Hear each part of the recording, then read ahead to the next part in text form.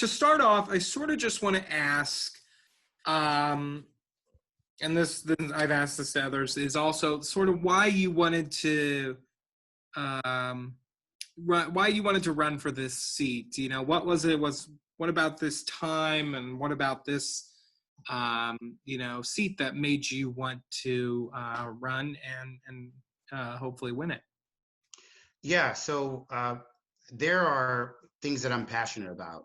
My neighbors, my community, and the future and what it looks like. And as a person who was a homeless college student and have struggled to achieve first generation high school and college graduation and become a homeowner and a business owner, I find it incredibly important that we put people in positions who have achieved these things because essentially they have a piece of the blueprint of how we can get people to be successful.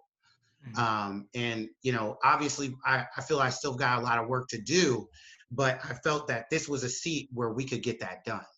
And I think that the work that we've done in the past, over the past 8 years, and even the work that we continue to do, like yesterday, being at the homeless encampment and being able to de-escalate activists, de-escalate police, really step in, and that didn't cost a single dime of taxpayer money to do. We were able to de-escalate a situation and remove people who did not wish to go to jail peacefully and find while temporary, a peaceful solution to that standoff.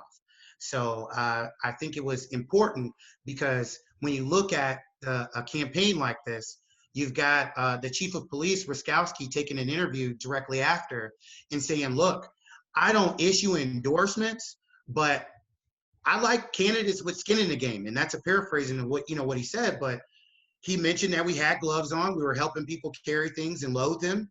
And that was what it was important yesterday.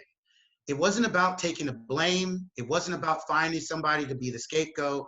It was about showing up and just getting the job done. And so in short, I'm running because I'm a person who's made a career on getting the job done. And right now, more than ever, we need people who can get the job done and not just talk about it. I want to ask about sort of some two main issues that I think are really going to be a part of just the District 6.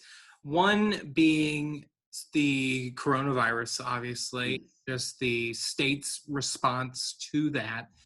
I guess I want to sort of get your views on how you think the response has been, and the response, obviously is still ongoing, how you think that's been, and what, if anything, you would do differently or would encourage Governor Holcomb to do differently. I mean, what would encourage him to do differently if people donate to his campaign? And we've seen that. And we were told by the CDC that we needed 14 days of decline, and it looks as if the information has been manipulated to make it look as if we had a healthy state. I think as we see with the free COVID testings that are popping up, that we may get a second wave, maybe not. But the point being is, if you're a person in a position like Governor Holcomb is, your job is to not gamble with the citizens in your state. Your job is to follow the data and let people who know a job better than you do. And if you've watched the live streams, he seems to like to hand off the mic to people who know the job better. And if your job was to keep people safe based on data, he just didn't do that. So again, as we talked about it on the other Zoom conversation, I think that his response has been poor. I think that a lot of the municipalities have stepped up and filled in the gaps. I still very much support variations of the stay-at-home order. I think it's essential that we're making sure that all businesses are adhering to the guidelines of the state, but most importantly, that we're standing united in what we're asking of people who are patrons of our businesses. Mm-hmm. So if we're saying that masks are mandatory, we need businesses to work with us and make masks mandatory.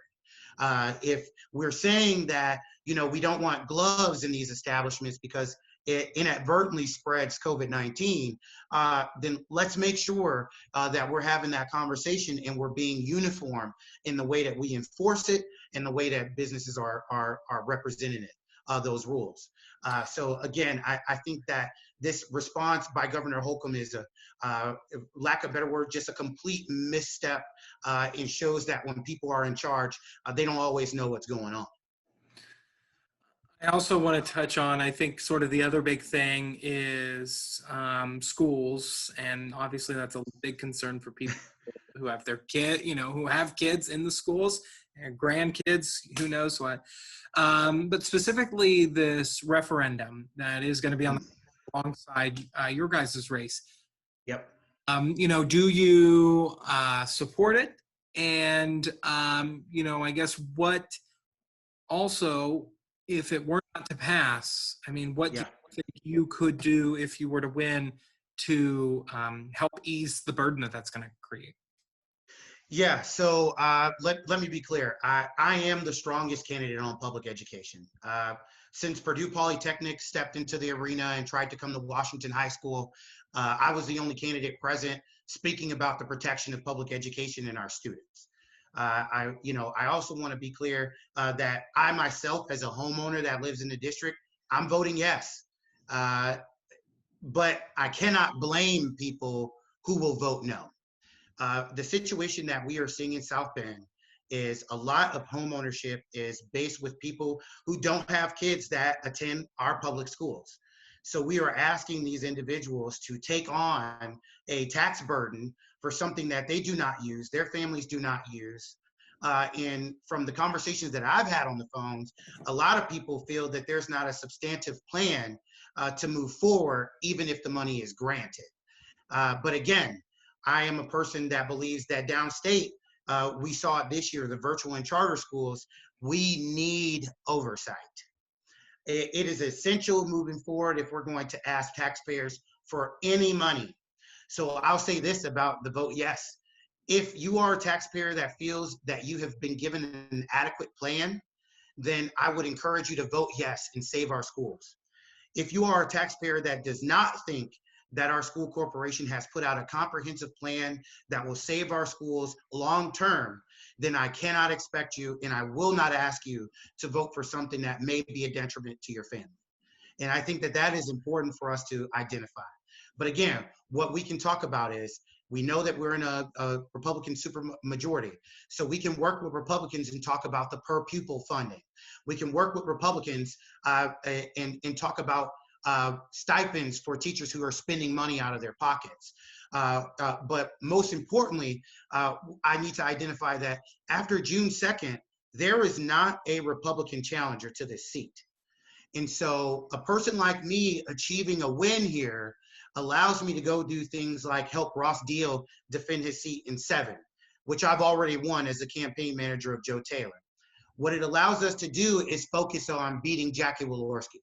What it allows us to do is bring energy in a candidate that has broadened the base, talking about education, producing the receipts talking about education, and continuing to be an advocate in the community to shore up and expand that base so that we can beat Holcomb, who has done a terrible job at handling this pandemic, and install Woody Myers.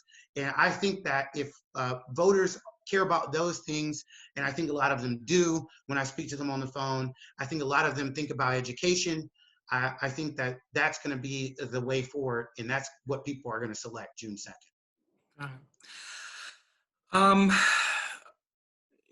Aside from the things that I pointed out, what would you say are sort of your top 2 to 3 issues that you would want to see progress on were you to win? It is of the utmost importance that the state of Indiana adopt a hate crimes bill.